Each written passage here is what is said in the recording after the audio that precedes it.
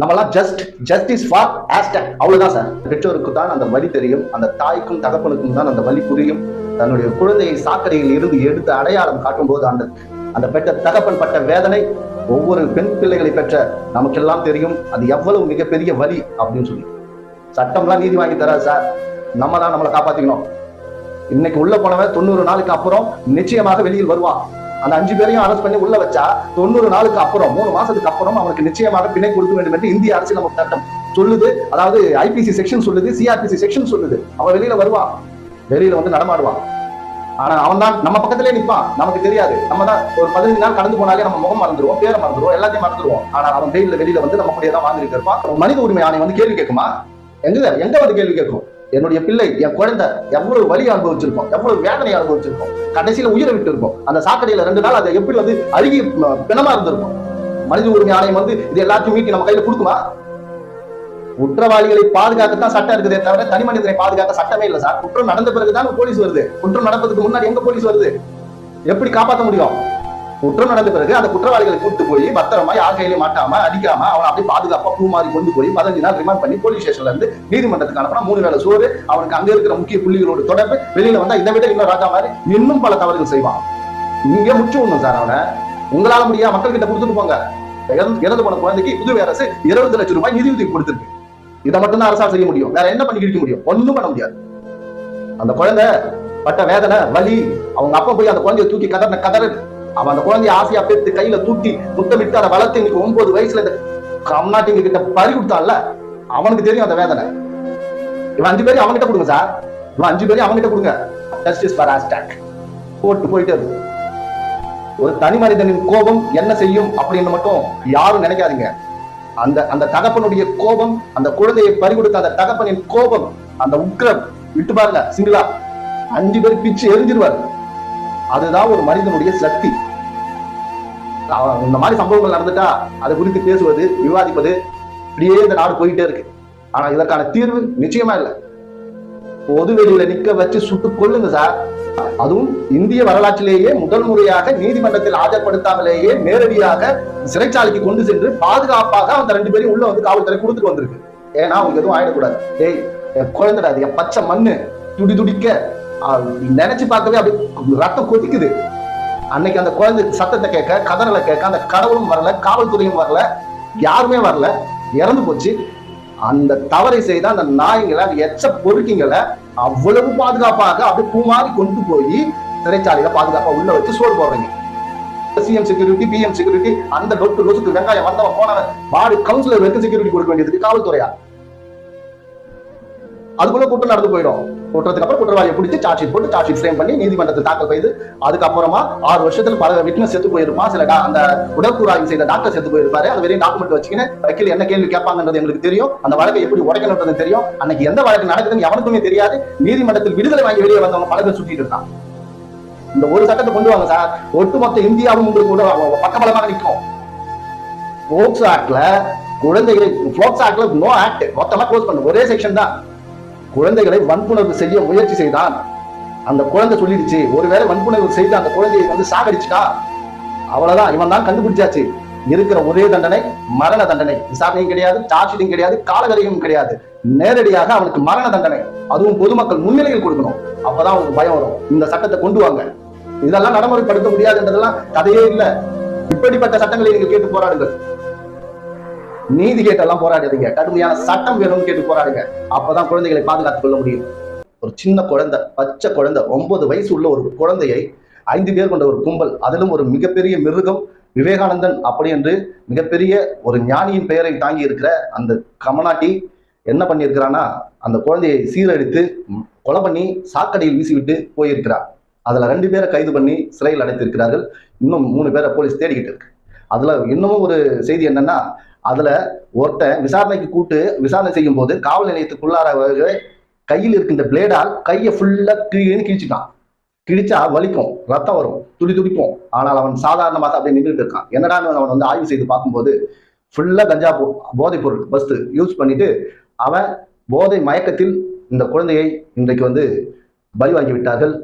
குழந்தையை இழந்த அந்த பெற்றோருக்கு தான் அந்த வலி தெரியும், அந்த தாய்க்கும் தகப்பனுக்கும் தான் அந்த வலி புரியும்.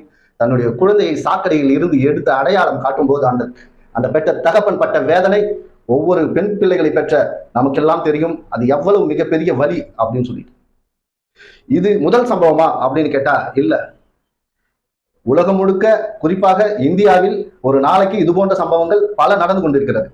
தமிழ்நாட்டில் ஒரு நாளைக்கு 2-3 சம்பவம் நடக்குது. பாண்டிச்சேரியில இது போல சம்பவம் கண்ணுக்கு தெரியாமல் நடந்து கொண்டுதான் இருக்கிறது. ஆனால் இந்த சம்பவம் வெளிவருவதற்கான காரணம், குழந்தையை மிட்டாய் வாங்கி தரேன்னு ஏமாத்தி, ஐஸ்கிரீம் வாங்கி தரேன்னு ஏமாத்தி கூட்டிக்கிட்டு போய் அந்த குழந்தையை 5 பேர் சேர்ந்து வன்புணர்வு செய்து அந்த குழந்தையை சாகடிச்சு சாக்கு மூட்டையில கட்டி அந்த காவாயில, அழுக்கு கால்வாயில தூக்கி போட்டுட்டு போலீஸ் தேடும் போது அந்த போலீஸ் கூடவே முதுகுக்கு பின்னால் இவங்களும் போயிருக்காங்க என்ற செய்திகள் நம்ம கேட்கும் போது, இவனெல்லாம் சிறையில் அடைத்து நீதி வாங்கி கொடுத்து என்ன கிழிக்க போறீங்க நீங்க அப்படின்றதுதான் எனக்கு மிகப்பெரிய கேள்வியாகவே இருக்கு. இன்றைக்கு ஒரு விஷயம் நடந்தா ஜஸ்டிஸ் ஃபார் ஹேஷ்டேக் பேர் மாறிக்கிட்டே இருக்கு. ஆனா ஜஸ்டிஸ் நம்ம கேட்டுக்கிட்டே இருக்கோம், நீதியை நாம் கேட்டுக்கொண்டே இருக்கிறோம். சம்பவங்கள் மாறிக்கொண்டே இருக்கிறது, குழந்தைகள் மாறிக்கொண்டே இருக்கிறது, பெயர்கள் மாறிக்கொண்டே இருக்கிறது, ஆனால் குற்றம் நடந்து கொண்டே இருக்கிறது. அப்போ இந்த குற்ற நிகழ்வுக்கு யார் காரணம் பார்த்தா இந்த சமூகம். இந்த சமூகம் தன்னைத்தானே ஒவ்வொரு தனி மனிதனும் திருத்திக் கொள்ளவில்லை என்றால், அவன் நேர்மையாக ஒழுக்கமாக வாழவில்லை என்றால் இப்படிப்பட்ட சம்பவங்கள் நடந்து கொண்டேதான் இருக்கும். இந்த போதை வஸ்துக்கள் அவர்கள் கையில் ஈஸியாக கிடைக்கும் வரை அவர்கள் அந்த மயக்க நிலையில் என்ன செய்கிறோம் அப்படின்னு தெரியல அப்படின்னு சொல்றான். சில பேர் தான் பெத்த பொண்ணையே வன்புணர்வு செய்யறான், சில பேர் இந்த மாதிரியான நிகழ்வுகளில் ஈடுபடுறான். நம்ம செய்திகளை காதுகளை கேட்டுக்கிட்டே இருக்கோம். உடனடியாக மக்கள் ஒன்று கூடுகிறார்கள், பொங்கி எழுகிறார்கள். ஜஸ்டிஸ் ஃபார் அப்படின்னு ஒரு ஹேஷ்டேக், ஒரு வீடியோ, அதோட முடிஞ்சு போச்சு. கிட்டத்தட்ட ஒரு 15 நாள் போச்சுன்னா இப்படி ஒரு சம்பவம் நடந்ததாகவே ஒருத்தரும் ஞாபகத்துக்கு வச்சுக்கிறது இல்லை. குறிப்பா கள்ளக்குறிச்சியில நடந்த சம்பவம், அந்த குழந்தை ஏன் மரணித்தது அப்படின்ற உண்மையான காரணம் இன்றைக்கு வரைக்கும் வெளியில வரல. அதுக்கு பல பேர் பல இட்டு கட்டி பல கதைகள் சொல்லி அதோட அந்த பெயரையே நாம் மறந்து போயிட்டோம். அதே நிலைதான் புதுவையில் ஏற்பட்டு இருக்கிற இந்த குழந்தைக்கு ஏற்பட்டிருக்கிற இந்த நிலைமையும் இப்படித்தான் போகும். இந்த சமூகம் ஞாபகம் மறதி என்கிற ஒரு தேசிய வியாதியை தாங்கி கொண்டிருக்கிற வரை நீதி என்பது ஒருபோதும் கிடைக்காது. இன்னைக்கு உனக்கு நாளைக்கு எனக்கு அப்படி என்பதுதான் கர்மா. அந்த கர்மாவை யாரும் தாண்டி போகவும் முடியாது, மீறி வரவும் முடியாது. இப்ப என்னப்பா நீ சொல்ல வர, ஜஸ்டிஸ் தான் எங்களால போராடதான் முடியும், நீதி தான் கேட்க முடியும், நாங்க என்ன பண்ண முடியும் அப்படின்னு கேட்டீங்கன்னா, நமக்கென்று சில ஒரு அதை எப்படி சொல்றதுன்னா, பெற்றோராக நாம் இருக்கும்போது நாம் செய்ய வேண்டிய சில விஷயங்கள் இருக்குது. நம்ம குழந்தைய நம்ம தான் பத்திரமா பார்க்கணும், நம் கண் பார்வையிலேயே வச்சுக்கிட்டு இருக்கணும். குழந்தை நம்ம சொந்தக்காரனா இருந்தாலும் சரி, சொந்த தாய் மாமனா இருந்தாலும் சரி, குழந்தையிடம் அத்துமீறி நடக்கிறான் அப்படின்றத குழந்தைக்கு சொல்ல தெரியாது. சித்தப்பா பிள்ளையா இருக்கலாம், பெரியப்பா பிள்ளையா இருக்கலாம், தாத்தாவா இருக்கலாம். இப்படி உறவினர்கள் அவங்களாலேயே நிறைய குழந்தைகள் வன்புணர்வுக்கு ஆளாக்கப்படுகிறது. குடும்பமானம் போய்விடும் என்று வெளியில் சொல்லாத பல வழக்குகள் இருக்கிறது. ஆக குழந்தையை பாதுகாக்க வேண்டிய பாதுகாப்பு விலையும் பெற்றோர்கள் தான். குழந்தையை பெற்றுட்டா மட்டும் போதாது, அதை வளர்க்கணும். வளர்ப்பு என்பது குழந்தைகளுக்கு படிப்பு அப்படின்றது ஒரு முக்கியமான விஷயம். ஆனால் அதையும் தாண்டி அவர்களுக்கு நல்ல பண்புகள், நல்ல ஒழுக்கங்களை சொல்லிக் கொடுத்து அவர்களை வளர்த்தாதான் இந்த மாதிரி தருதலைங்க, இந்த குழந்தையை வன்புணர்வு செய்து கொலை செய்த இந்த மாதிரி தருதலைகள் எதிர்காலத்தில் உருவாகாம தடுக்கக்கூடிய பொறுப்பு இன்றைய பெற்றோர்களாகிய நம்மிடம் தான் இருக்கிறது. குழந்தைங்க கிட்ட முடிஞ்ச வரைக்கும் இல்ல, நிச்சயமா அன்பா இருங்க.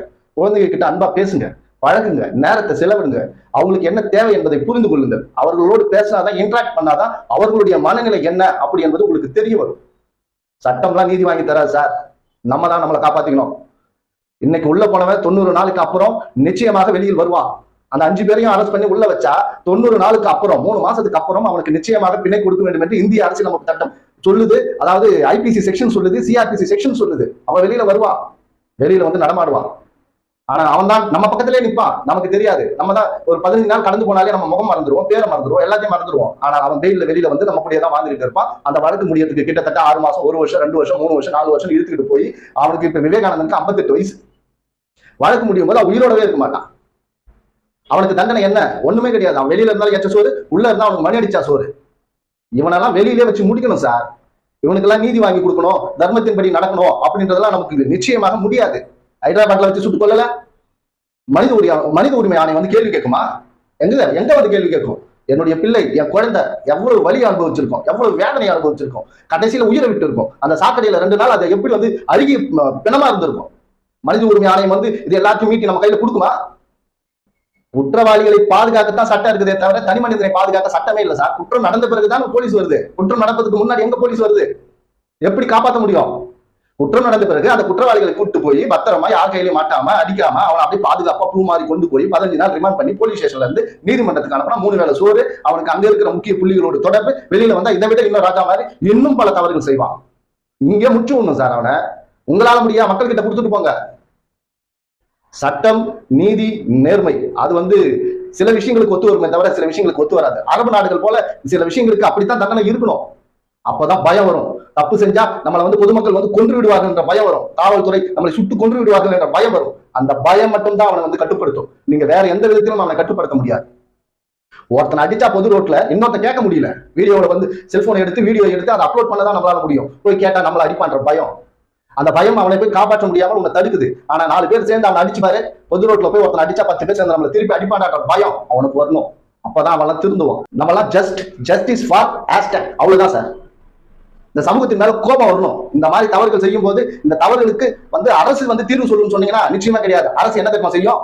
20 லட்சம் ரூபாய் பணம் கொடுத்திருக்கு அந்த குழந்தைக்கு. அந்த இறந்து போன குழந்தைக்கு புதுவை அரசு 20 லட்சம் ரூபாய் நிதியுதவி கொடுத்திருக்கு. இதை மட்டும் தான் அரசால் செய்ய முடியும். வேற என்ன பண்ணி கிழிக்க முடியும்? ஒண்ணும் பண்ண முடியாது. அந்த குழந்தை பட்ட வேதனை, வலி, அவங்க அப்பா போய் அந்த குழந்தைய தூக்கி கதறு அவன் அந்த குழந்தைய ஆசையா பெற்று கையில தூக்கி முத்தமிட்டு அதை வளர்த்து இன்னைக்கு 9 வயசுல இந்த கம்நாட்டிங்க கிட்ட பறி கொடுத்தான்ல, அவனுக்கு தெரியும் அந்த வேதனை. இவன் 5 பேரையும் அவன்கிட்ட கொடுங்க சார். இவன் 5 பேரையும் அவன்கிட்ட கொடுங்க, கூட்டு போங்க, ஒரு தனி கிரவுண்ட் நிக்க வைங்க. சட்டத்தை வளர்க்க போலீஸால் முடியாது என்பது என்றால் நிச்சயமா கிடையாது. போலீஸ் நினைச்சா என்ன வேணாலும் பண்ணலாம். அரசு நினைச்சா சட்டத்தை திருத்தி எழுதலாம். நீதிமன்றங்கள் நினைத்தால் என்ன ஒரு நீதியை வேண்டுமானால் வழங்கலாம். இந்த மாதிரி குற்றவாளிக்கு நான் பொதுவா சொல்லல. குழந்தைகளை எவன் வன்புணர்வு செய்கிறான், எவன் இந்த மாதிரி சித்திரவதை பண்றானோ, எவன் இந்த மாதிரி குழந்தைகளை கஷ்டத்துக்கு உள்ளாக்குகிறானோ அவனெல்லாம் பிடிச்சி அப்படியே நெருக்கணும் சார். பெண்களுக்கு பாதுகாப்பு இல்லை என்று சொல்லிட்டு இருந்த ஒரு காலம் போய் இப்ப குழந்தைகளுக்கு பாதுகாப்பு இல்லை என்று சொல்ல வேண்டிய அந்த ஒரு இழிவான கால நிலையில் தான் இப்ப நம்ம வாழ்ந்து கொண்டிருக்கிறோம். போக்சோ ஆக்ட் வந்ததுக்கு அப்புறமாகத்தான் நமக்கு தெரியவே வருகிறது இப்படி குழந்தைகள் பாலியல் வன்புணர்வுக்கு ஆளாகிறார்கள். அந்த வழக்கு கோர்ட்ல நடக்குது, நாங்களும் பாக்குறோம். வழக்கு நடந்துகிட்டு தான் இருக்கு. 2 நாளைக்கு முன்னாடி ஒரு தீர்மானம் போட்டு இருப்பார்கள் வழக்கறிஞர்கள் எல்லாரும். நாங்கள் இந்த 5 பேருக்காக கோர்ட்ல ஆஜராக மாட்டோம், இவர்களுக்கு நாங்கள் ஆஜராக மாட்டோம்னு அந்த நீதிமன்றத்தில் 1 நாள் புறக்கணிப்பு செய்து அவர்கள் தீர்மானம் போட்டு இருப்பாங்க. 90 நாளைக்கு அப்புறம் அதே பாண்டிச்சேரியில இருந்து ஒரு வக்கீல் போடுவாரு, போட்டு வெளியே எடுப்பாரு. அவன் வெளியில நம்ம கூடவே நின்றுட்டு இருப்பான். நம்ம யாருக்கும் தெரியாது. ஏன்னா நமக்கு அந்த அப்படி ஒரு சம்பவம் நடந்ததாகவே 90 நாளைக்கு அப்புறம் நமக்கு ஞாபகமே இருக்காது. நம்ம மறந்து கடந்து போயிட்டே இருப்போம். அதுக்குள்ள இன்னும் 10 சம்பவங்கள் நடந்திருக்கும். ஜஸ்டிஸ் ஃபார் ஹேஷ்டேக் போட்டு போயிட்டே இருக்கும். ஒரு தனி மனிதனின் கோபம் என்ன செய்யும் அப்படின்னு மட்டும் யாரும் நினைக்காதீங்க. அந்த தகப்பனுடைய கோபம், அந்த குழந்தையை பறிகொடுத்த அந்த தகப்பனின் கோபம், அந்த உக்கிரம் விட்டு பாருங்க. சிங்கிளா 5 பேர் பிச்சு எரிஞ்சிருவாரு. அதுதான் ஒரு மனிதனுடைய சக்தி. இந்த மாதிரி சம்பவங்கள் நடந்துட்டா அதை குறித்து பேசுவது, விவாதிப்பது, இப்படியே இந்த நாடு போயிட்டே இருக்கு. ஆனா இதற்கான தீர்வு நிச்சயமா இல்லை. பொது வெளியில நிக்க வச்சு சுட்டு கொள்ளுங்க சார். மனித ஆணையம்லாம் கேட்கவே கூடாது. ஒரு குழந்தையை காப்பாற்ற முடியாத இந்த அரசும் சரி, காவல்துறையும் சரி, மனித உரிமை ஆணையமும் சரி, இதெல்லாம் கேட்கக்கூடாது சார். சில விஷயங்களை கேட்கவே கூடாது. குறிப்பா இந்த குழந்தைகள் சம்பந்தப்பட்ட இந்த வன்புணர்வு செய்யப்பட்டா அந்த குழந்தை மரணிச்சு போயிடுச்சுன்னு சொன்னா அவனால சுட்டு கொல்லணும் சார். பயம் வரும், செய்ய மாட்டான். இப்ப இந்த மாதிரி பண்ணா நம்மளை இப்படிதான் சாவடிப்பாங்க நமக்கு தெரியும். நமக்கு பெயிலும் கிடையாது, நமக்கு ஜெயிலும் கிடையாது, நம்மளை நிச்சயமாக கொண்டு விடுவார்கள். நம்முடைய காவல்துறை ஒரு சிறப்பான காவல்துறை, அதில் எந்த ஒரு மாற்று கருத்தும் கிடையாது. தமிழ்நாடு அரசாங்கம் சரி, புதுவை அரசாங்கம் சரி, காவல்துறைன்னு எடுத்துக்கிட்டா ஒரு குற்றம் நடந்த பிறகு நிச்சயமா குற்றவாளி பிடிச்சிருவாங்க. அதுல எந்த மாற்று கருத்தும் இல்லை. ஆனால் குற்றம் நடப்பதற்கு முன்னே தடுக்கவும் முடியாது. அவங்களுக்கு என்ன தெரியுமா இந்த நேரத்துல இந்த இடத்துல இங்க நடக்க போகுதுன்னு தெரியாது. அவர்களாலும் தடுக்க முடியாது. ஆனால் அப்படி ஒரு சம்பவம் நடந்துருச்சு. 5 பேரை பிடிச்சாச்சு, 5 பேர் கையில இருக்கா. அரசே ஒரு முடிவு எடுத்து இவ்வளவு ஆர்ப்பாட்டம் கொந்தளிப்போட இருக்கிற மக்கள் முன்னிலையில் ஒரு கிரவுண்டுக்கு நடுவுல நிக்க வச்சு நாயை சுடுற மாதிரி சுட்டு கொன்னா அடுத்து ஒருத்தன் ஒரு குழந்தை மேல கையை வைக்கிறதுக்கு அவனுக்கு பெல்லே எழுந்திருக்காது. பயம் மட்டும்தான் ஒருத்தனை கட்டுப்படுத்த முடியும். ஒருத்தனோட பயம் அவனை மிருகமாக்கும், ஒருத்தனோட பயம் அவனை சும்மா இருக்க வைக்கும். ஆக இவர்களுக்கு உயிர் பயத்தை நீங்கள் காட்டினால் மட்டும்தான் இது போன்ற நம்முடைய குழந்தைகளை தொடுகின்ற ஒரு எண்ணம் அவர்களுக்கு வரவே வராது. இல்லைன்னு வச்சுங்களேன், தப்பு பண்ணா உள்ள போனா, அதுவும் இந்திய வரலாற்றிலேயே முதல் முறையாக நீதிமன்றத்தில் ஆஜர்படுத்தாமலேயே நேரடியாக சிறைச்சாலைக்கு கொண்டு சென்று பாதுகாப்பாக அந்த 2 பேரையும் உள்ள காவல்துறை கொடுத்துட்டு வந்திருக்கு. ஏன்னா அவங்களுக்கு எதுவும் ஆயிடக்கூடாது. என் குழந்தைடாது, என் பச்சை மண்ணு துடிக்க நினைச்சு பார்க்கவே அப்படி ரத்தம் கொதிக்குது.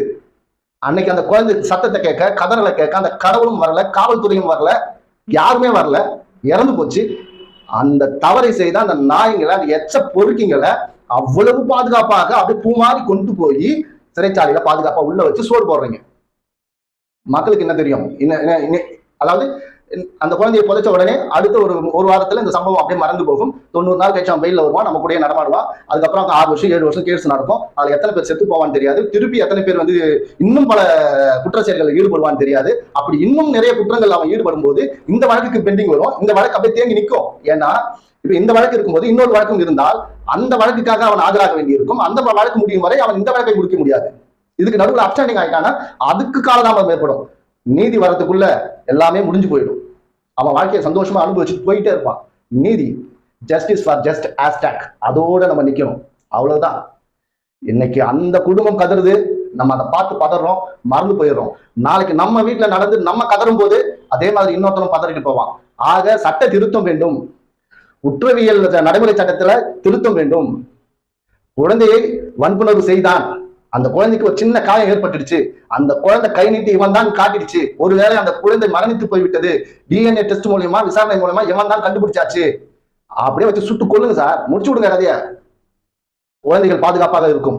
குழந்தைகளுக்கு முன்னாடி எத்தனை உயிர் போகுதுன்றதெல்லாம் பிரச்சனையே இல்லை. ஒரு குழந்தையை காப்பாற்றுறதுக்காக 4 மிருகத்தை கொள்வது மிகப்பெரிய தவறே கிடையாது. இதுதான் என்னுடைய கணிப்பு, என்னுடைய வாதம், இதுதான் என்னுடைய முடிவு. இதை எத்தனை பேர் ஆதரிப்பீங்க, எதிர்ப்பீங்க, நக்கல் அடிப்பீங்க, கிண்டல் அடிப்பீங்க, இதை பத்தி எல்லாம் ஜஸ்ட் ஃபார் நத்திங், எனக்கு கவலையே இல்லை.